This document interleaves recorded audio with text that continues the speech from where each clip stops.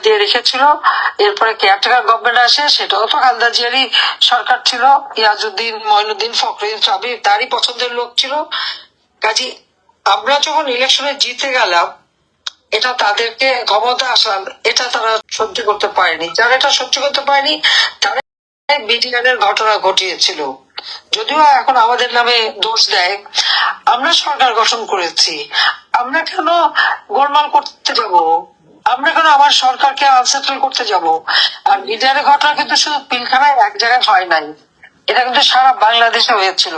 তখন আমাদেরই নেতা কর্মীরা, বিভিন্ন জায়গায় সেনা অফিসাররা তাদেরকে রক্ষা করেছিল, এবং সাথে সাথে আমি ডিসি এসপি দেরও বলে দিয়েছিলাম এদের পরিবারকে নিরাপদে নিয়ে যাওয়া।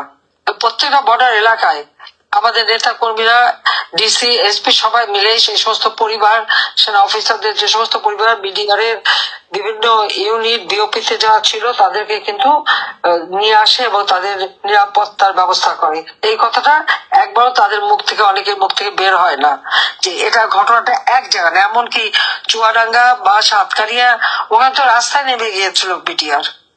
আমরা অল্প সময়ের মধ্যে যেভাবে পারি এটাকে আমরা দমন করে প্রত্যেকের কিন্তু বিচার হয়েছে, এবং যারা মৃত্যুদণ্ড তাদের সাজা এখনো বাকি।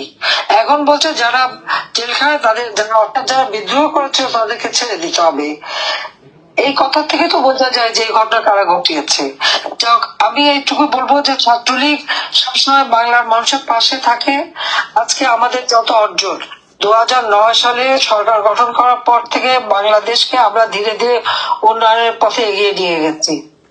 আমাদের সাক্ষরতার হার যা আমরা 96 সালে 45% থেকে আমরা 65.5 ভাগে বৃদ্ধি করেছিলাম। ছাত্রলীগের উপর নির্দেশ ছিল যে যখন ছুটিতে বাড়িতে যাবা অন্তত 5 জন নিরক্ষর মানুষকে অক্ষর জাল দেবা, এবং তারা খুব সফলভাবে সেটা করেছিল। বহু জেলাকে আমরা নিরক্ষরতা মুক্ত করতে সক্ষম হয়েছিলাম। সেখানে কিন্তু ছাত্রলীগের অবদান রয়েছে, এটা হয়তো অনেকেই তা জানে না। আজকে একটু বলবো যে বাংলাদেশকে, যেখানে জাতির পিতা বঙ্গবন্ধু শেখ মুজিব স্বাধীনতার পর একটা যুদ্ধ বিধ্বস্ত দেশ,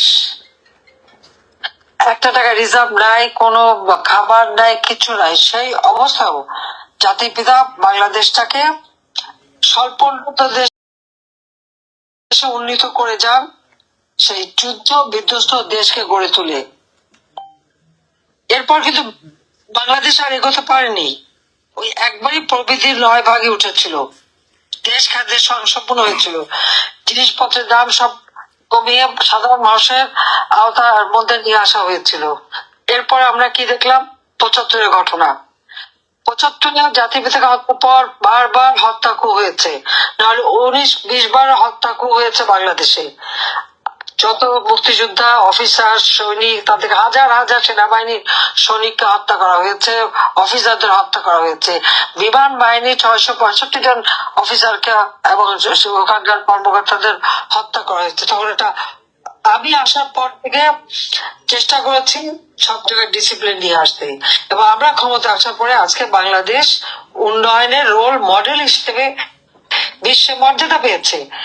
2009 আমরা সরকার গঠন করে 2021 সাল 2020 সালে জাতির পিতা বঙ্গবন্ধু শেখ মুজিবের জন্ম শতবার্ষিকী এবং 2021 সালের স্বাধীনতার সুবর্ণ জয়ন্তী যখন আমরা উদযাপন করি, আবার কি হলো? হ্যালো, আচ্ছা আচ্ছা, আবার কে যেন তোমাদের ইউনাইটেড স্টেট থেকে ফোন করছে, সেই ফোন দেখা যাচ্ছে। যাই হোক, আমি কেটে দিচ্ছি। আবার আমরা যখন বাংলাদেশটাকে উন্নয়নশীল দেশের মর্যাদা নিয়ে আসলাম, তখনই দেখলাম ওই সুদখোর ইউনূস যে গরিবরে ঋণ দেওয়ার নামে মোটা অঙ্কের সুদ নিয়ে গরিবের রক্ত চুষে খেয়ে গ্রামীণ ব্যাংকের টাকা পাচার করে, গ্রামীণ ফোনের টাকা পাচার করে, বিদেশে হাজার হাজার কোটি টাকা সম্পত্তি করে, এবং তার ক্ষমতার লোভ, এই ক্ষমতার লোভের আগুনে আজকে বাংলাদেশ জ্বলছে। আজকে তার, এবং এই ক্ষমতা যাওয়ার জন্য আজকে আপনারা দেখেন আমরা বাংলাদেশ স্বাধীন করেছি। পাকিস্তানি হানাদার বাহিনীকে পরাজিত করেছি। পাকিস্তান একটা আলাদা রাষ্ট্র, বাংলাদেশ একটা স্বাধীন রাষ্ট্র, কিন্তু তারা আমাদের উপর গণহত্যা করেছে, মা বোনদের ইজ্জত লুটেছে, লুটপাট করেছে, অগ্নিসংযোগ করেছে। ঠিক বিএনপি 2001-এ আমরা দেখলাম ঠিক একই ঘটনা ঘটালো। আর এখন সেই পরাজিত শক্তির পাশে যে একেবারে দরম মহরম, অর্থাৎ যাদেরকে লাখো শহীদের রক্তের বিনিময়ে পরাজিত করে আমরা দেশ স্বাধীন করলাম, আজকে সেই পরাজিত শক্তির পদলেহন করছে। পদলেহনের অর্থ হলো পা চাটছে। এখন ইউনুস তার সরকার ওই পাকিস্তানিদের পা চাটে, তাদের সাথে গলায় গলায় হ্যাঁ, আমরা সকলের সাথে বন্ধুত্ব, কারোর সাথে বৈরিতা নয়। আমরা এই নীতিতে বিশ্বাস করি, আমরা সেটাই মেনে চলি। একটা স্বাধীন রাষ্ট্র হিসেবে যার যার সাথে যে ভাবে সদ্ভাব রাখা, সম্পর্ক রাখা, আমরা সেটা রাখি। আমাদের সেটাই হচ্ছে নীতি। এবং বাংলাদেশ, আপনারা যদি একটু লক্ষ্য করেন, আমি আওয়ামী লীগ সরকার আসার পর থেকে বিশ্বের সকল দেশের সাথে একটা চমৎকার বন্ধুত্বপূর্ণ সম্পর্ক রেখে আমরা চলেছি। কিন্তু আমরা কারোর দাবিদারিও করতে যাইনি, কারোর পা চাটতেও যাইনি। কিন্তু আজকে কি দুর্ভাগ্য আমাদের, যাদেরকে পরাজিত করলাম তাদেরই পা চাটা হয়ে গেল বাংলাদেশের ওই ইউনুস সরকার আর তার সমন্বয়কারীরা। তাদের বক্তব্যটা কি? আপনি এর মধ্যে দেখেছেন যে জুলাই 15 তারিখ থেকে যত অপকর্ম হয়েছে, অর্থাৎ অগ্নিসংযোগ, মানুষ হত্যা করা, পুলিশ হত্যা করা, প্রায় 450 মতো থানা এবং পুলিশ ফাঁড়ি, পুলিশ স্টেশন, সেগুলি জ্বালিয়ে দেওয়া হয়েছে এবং সেখানে পুলিশদের জ্যান্ত পুড়িয়ে মারা হয়েছে, পিটিয়ে পিটিয়ে মারা হয়েছে, তাদেরকে পা ঝুলে রাখা হয়েছে। আওয়ামী লীগের নেতা সেই ঝিনাইদহ সেক্রেটারি, তাকে সেই কসাইখানায় যে কোন পশু পা বেঁধে ঝুলে, ঠিক সেইভাবে পা বেঁধে ঝুলে রাখা হয়েছে এবং তাদেরকে অত্যাচার করা হয়েছে। এমনকি একটা অন্তঃসত্ত্বা পুলিশ কনস্টেবল, মেয়েটা মাপ চেয়েছে, বলেছে আমার পেটে বাচ্চা, আমাকে মারবেন না। এরা এত বড় অমানুষ যে সেই অন্তঃসত্ত্বা মহিলা তাকে পিটিয়ে পিটিয়ে হত্যা করলো, হাত কেটে পা কেটে দিয়ে। এইভাবে তারা নির্যাতন করছে। এই আওয়ামী লীগের না হলেও 10,000-এর উপর 11,000 কর্মী আজকে নির্যাতনের শিকার, তার মধ্যে প্রায় 1000 খানেক নেতা কর্মী কারো মাকে, চাচিকে, বাবাকে, ভাইকে পর্যন্ত নির্মমভাবে হত্যা করেছে, বোনকে নির্যাতন করেছে। সংখ্যালঘু সম্প্রদায়ের উপর অত্যাচার, নির্যাতন। হিন্দু, বৌদ্ধ, খ্রিস্টান কেউ এদের হাত থেকে রেহাই পায়নি। শুধু তাই না, আমাদের ওলামা মাশায়েখ, সমস্ত মাজার শরীফ, সেখানে মসজিদ, সেগুলি পর্যন্ত ভাঙচুর করা হচ্ছে। অর্থাৎ এই সরকার যে একটা জঙ্গি সরকার, ইউনূসের সরকার হচ্ছে জঙ্গি স্বেচ্ছাচারী সরকার।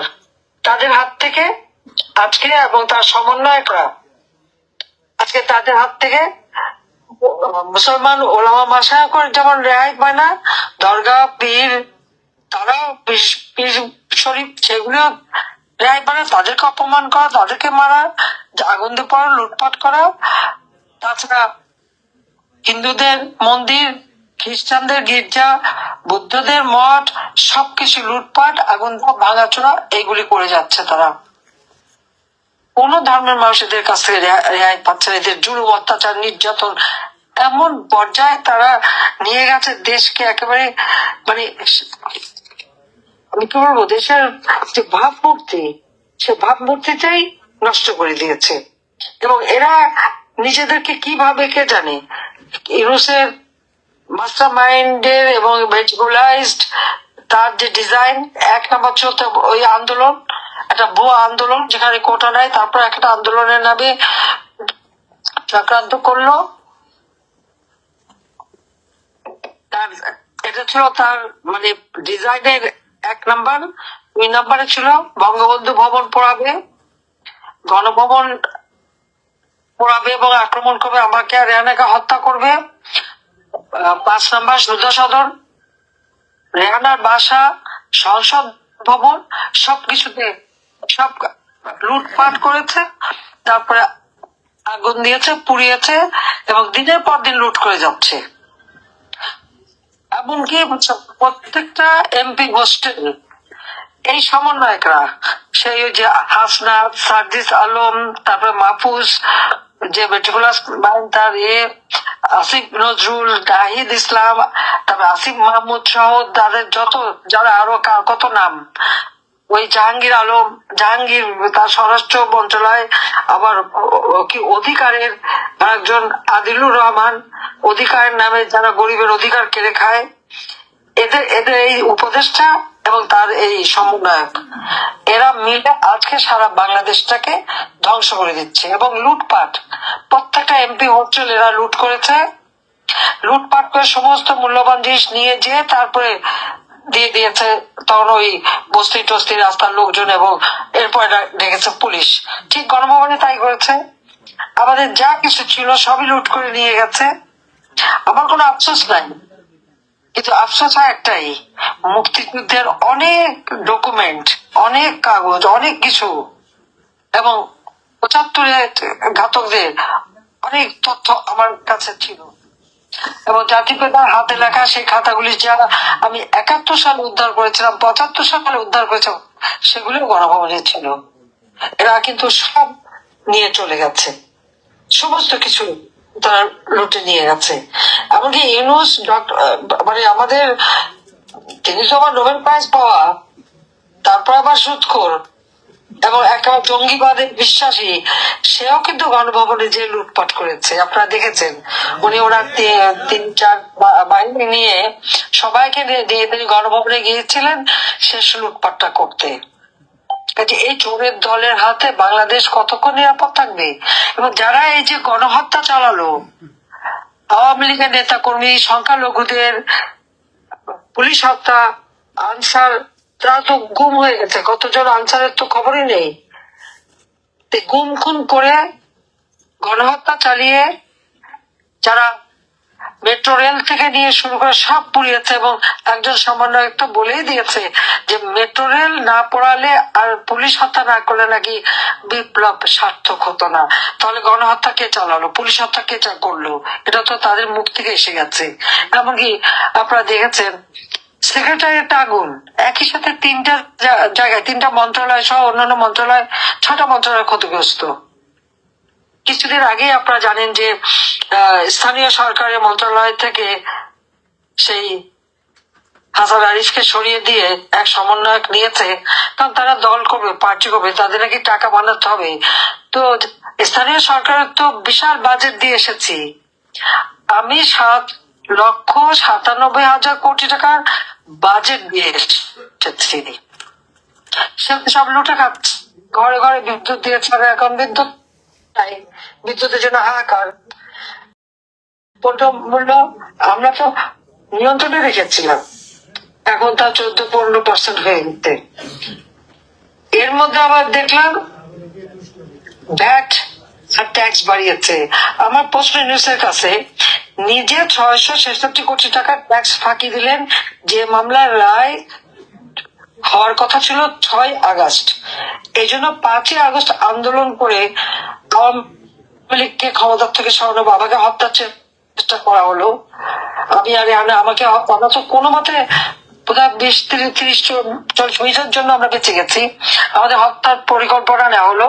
আর ক্ষমতা এসেই ওনার ট্যাক্স মাপ, 1200 কোটি টাকার ট্যাক্স ইউনুসের কাছে পাওনা রাষ্ট্রের, সেই টাকাটা দেয় না কেন? সেই টাকাটা দিলেই তো হয়। তার 54টা কোম্পানি, সে কোম্পানির ট্যাক্স কেন দেবে না সে? গ্রামীণ ব্যাংক সুদ দিয়ে, ঋণ দিয়ে মোটা অঙ্কের সুদ নেওয়া হয়।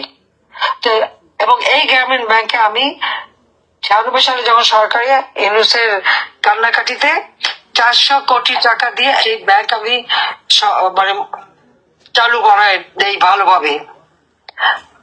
তারই আবেদনের পরিপ্রেক্ষিতে তাকে গ্রামীণ ফোনের ব্যবসাটাও আমি তাকে দেই, রীতিমতো আমার কাছে ধর্ণা দিয়ে পড়ে থাকতো।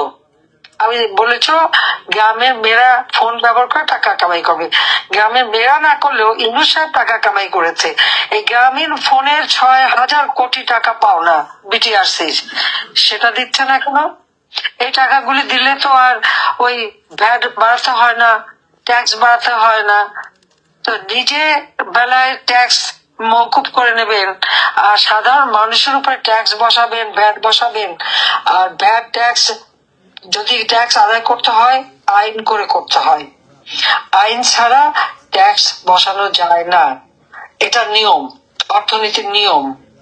এটুকু তারা জানে না, এতই শিক্ষিত যে এই বিষয়টুকু পর্যন্ত তাদের জানা নাই যে ট্যাক্স ইম্পোজ করতে হলে, ট্যাক্স বসাতে হলে আইনের মাধ্যমেই করতে হয়, আইন ছাড়া করা যায় না। হ্যাঁ, ট্যাক্স কমানো যায়, কমানোর ক্ষেত্রে এসআরও দিয়ে এক্সিকিউটিভ অথরিটি হিসেবে কমানো যায়, কিন্তু বাড়ানো যাবে না, বসানো যাবে না। কিন্তু সেই অনিয়মটাই করে যাচ্ছে, একটার পর একটা সংবিধান লঙ্ঘন, আইনের লঙ্ঘন করে এরা ক্ষমতায় কুক্ষিগত করার চেষ্টা করছে। কাজে আজকে সারা দেশের মানুষ হাহাকার।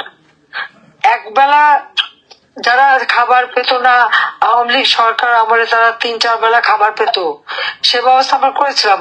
প্রত্যেকটা শিক্ষা প্রতিষ্ঠানে একটা শান্তিপূর্ণ অবস্থা ছিল শিক্ষার, সেই শিক্ষার পরিবেশ তারা নষ্ট করেছে। প্রত্যেকটা মানুষের মনে একটা আতঙ্ক সৃষ্টি করে দিয়েছে, যেখানে মানুষ শান্তিতে ঘুমাতে পারতো, নিরাপদে চলতে পারতো। আজকে কেউ শান্তিতে ঘুমাতে পারে না, নিরাপদে চলতে পারে না। এমনকি বাড়ি বাড়ি ডাকাতি, খুন, পুলিশের সাহায্য চায়, পুলিশ যেতেও সাহস পায় না এদের হাতে যে অস্ত্র, কারণ তারা সমন্বয়ক, তারা নাকি ছাত্র, তারা যায় সব জায়গায় চুরি ডাকাতি করে বসে। এমনকি এখন তো মানে আমার সেনাবাহিনীর অফিসার থেকে শুরু করে পুলিশ বাহিনী থেকে শুরু করে সবাইকে নষ্ট করে যাচ্ছে। চুরি ডাকাতির ক্ষেত্রে তারাও চলে এসেছে। একটা ডিসিপ্লিন ছিল, নিয়ম ছিল, শৃঙ্খলা ছিল, সব ধ্বংস করে দিয়েছে। যে দেশটা বাংলা পৃথিবীর কাছে উন্নয়নের রোল মডেল ছিল, আজকে সেই দেশটাকে জঙ্গিবাদে নিয়ে এসেছে। কাজে ছাত্রলীগের সকল নেতা কর্মীকে আমি শুভেচ্ছা জানিয়ে কথা বলবো, ওরা ওই অবৈধ সরকারের ঘোষণা ছাত্রলীগ ব্যান্ড, ছাত্রলীগ কোনো ব্যান্ড নাই, ছাত্রলীগ তাদের কার্যক্রম চালিয়ে যাবে, শক্তিশালী হওয়া হবে। ছাত্রী সাধারণ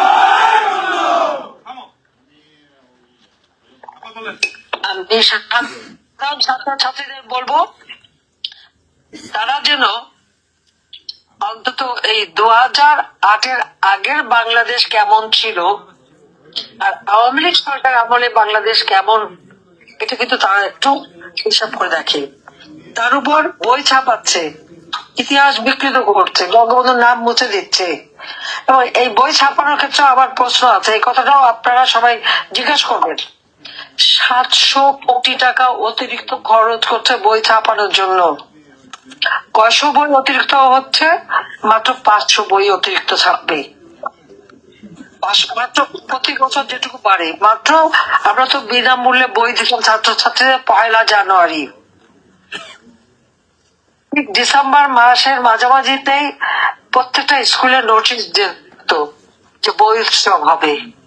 এবার তো যায় নাই কোন স্কুলের নোটিশ, কোনো বাচ্চারা তো পায় নাই। 1 জানুয়ারি ছোট বাচ্চাদের হাতে আমরা বই তুলে দিতাম, এখন তো বাচ্চাদের হাতে বই তুলে দিতে পারলো না তারা। অথচ 700 কোটি টাকা অতিরিক্ত এই বই ছাপানোর খরচ, এই টাকাটা কার পকেটে গেল? কার পকেটে গেল সেটা আমার প্রশ্ন। কোন উপদেষ্টা না কোন সমন্বয়ক না কার হাতে গেল? প্রত্যেকটা জিনিস সাহায্য করে দিচ্ছে। কাজে সাধারণ ছাত্রছাত্রীরা আমি বলবো যে ছাত্রলীগ বাংলাদেশের ইতিহাসের সাথে ছাত্রলীগের নাম জড়িত, এদেশের প্রতিটি অঞ্চলের সাথে ছাত্রলীগ। কাজেই ছাত্রলীগের প্রতি ভরসা তার জন্য রাখে। অন্তত আওয়ামী লীগ ক্ষমতায় থাকা অবস্থায় প্রত্যেকটা শিক্ষা প্রতিষ্ঠান একটা শান্তিপূর্ণ পরিবেশ ছিল। এর আগে কি ছিল? অস্ত্রের ঝনঝনানি, বোমাবাজি এসব ছিল। আমরা সরকার আসার পরে তো সে অবস্থা ছিল না। লেখাপড়া সেশন জট ছিল, 5 বছর 6 বছর সেশন জট।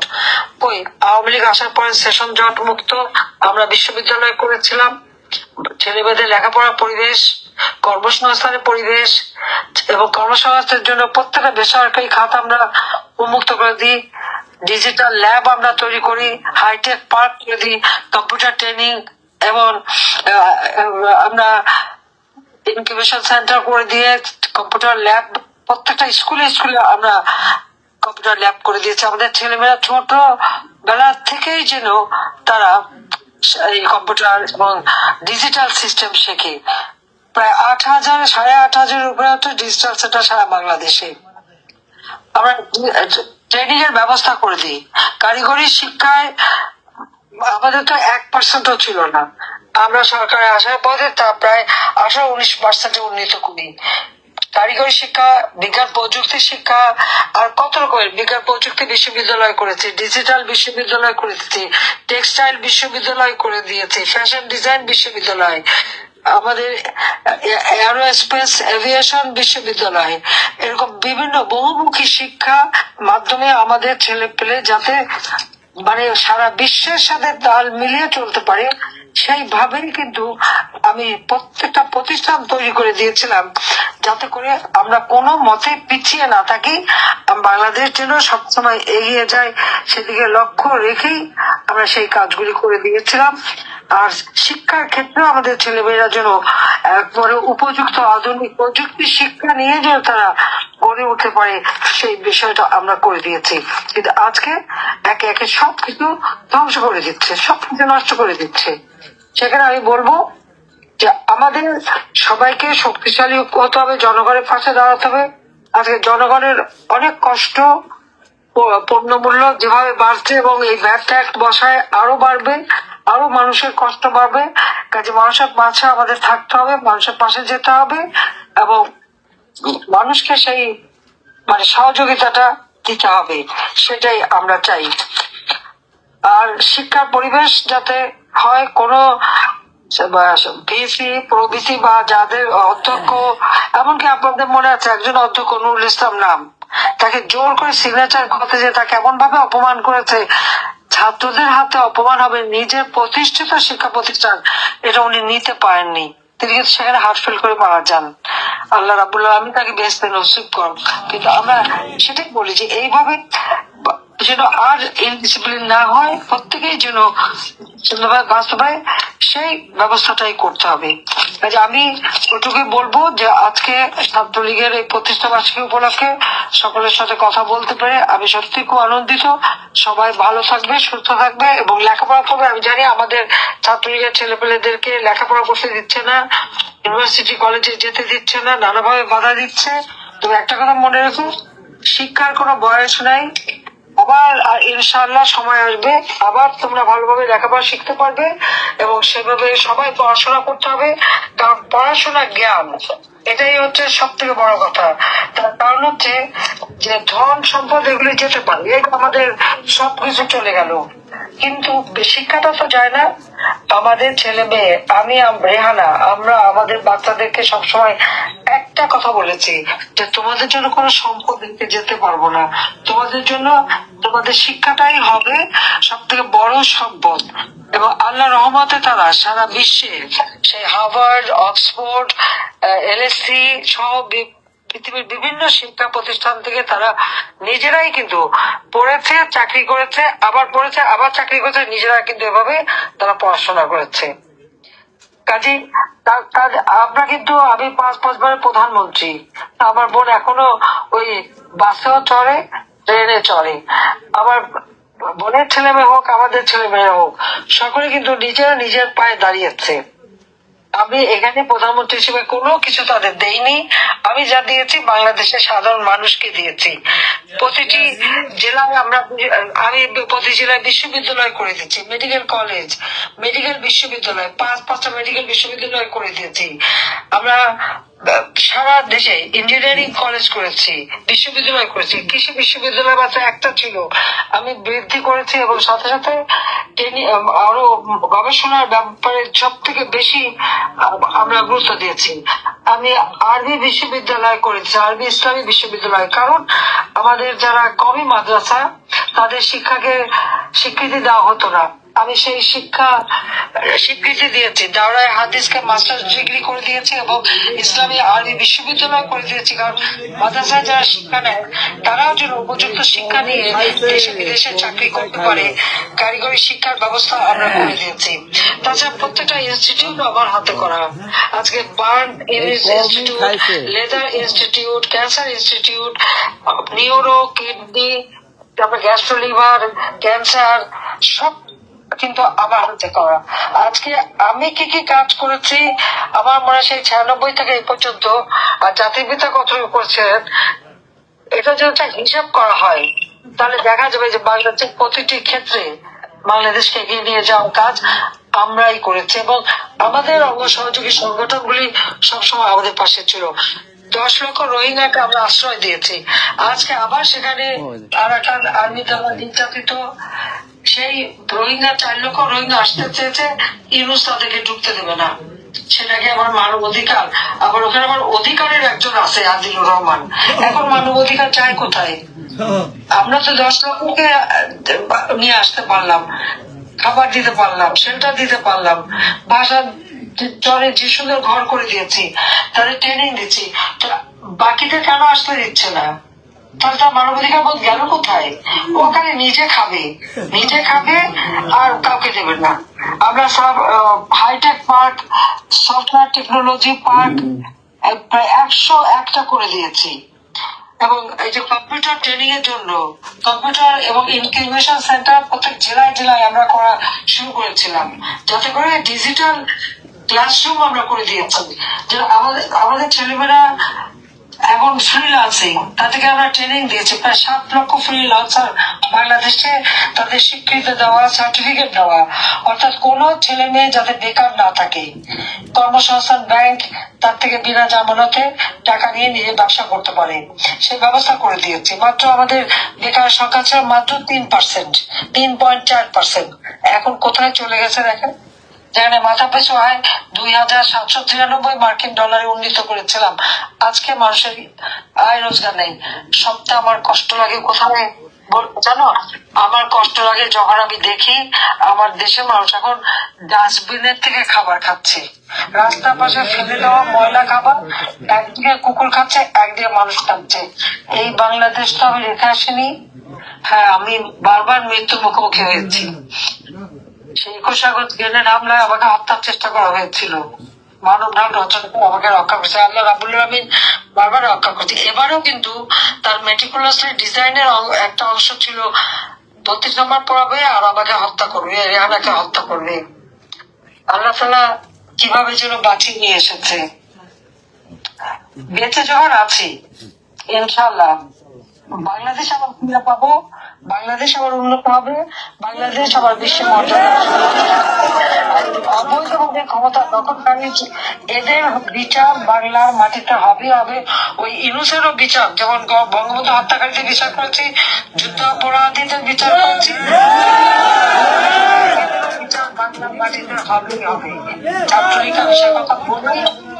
সংগঠনকে সুসংগঠিত করবার আহ্বান জানিয়ে আমার বক্তব্য এবারে শেষ করছি। সবাই ধৈর্য ধরে দীর্ঘ সময় বক্তব্য রেখেছেন, সেজন্য সবাইকে আমি আন্তরিক ধন্যবাদ জানাই। জয় বাংলা, জয় বাংলা।